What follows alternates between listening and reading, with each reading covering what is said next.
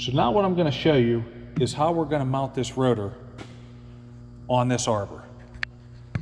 Okay.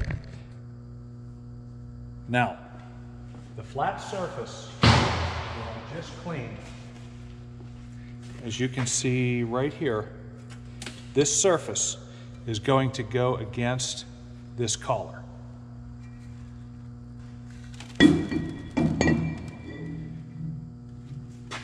Now once we get that, then we need this countersunk cone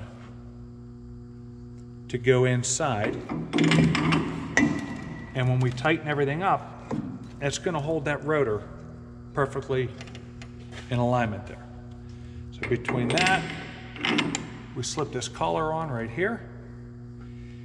And the last thing will be the nut to hold it all together. Now, to those of you that know the difference between right and left-hand threads, this is designed with a left-hand thread. So we're going to tighten the nut down in the opposite direction that you would normally. Okay. Then take our wrench and without killing it, just put a couple extra hits on like that to make sure that it is tight. So now we have our rotor on there. We're going to just hit the power switch once to make sure that it's not wobbling or doing anything weird. Okay, now our power switch is located right over here, just underneath of the drive. So we're going to turn that on. And just look to see if there's anything strange. So it looks good so far. We're going to shut it back off. And we're going to talk about the cutters a little bit.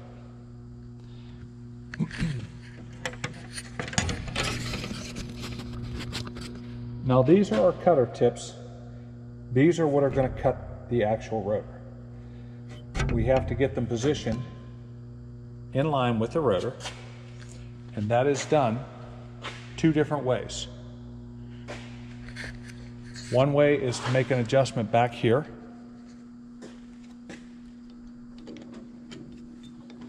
And by turning this wheel, you'll be able to see the rotor moving in towards the cutters. Now, we might not be able to get it all. We can move the cutter head, this part right here, once we're all ready. So after I get this set, moving it, the arbor in and out, I'm going to lock it in place. That is locked in place right here. If you don't lock this in place, this rotor is going to be allowed to move right and left while you're cutting it, and you're going to get a bad result. So now we've got that locked. Now we need to set up our cutter.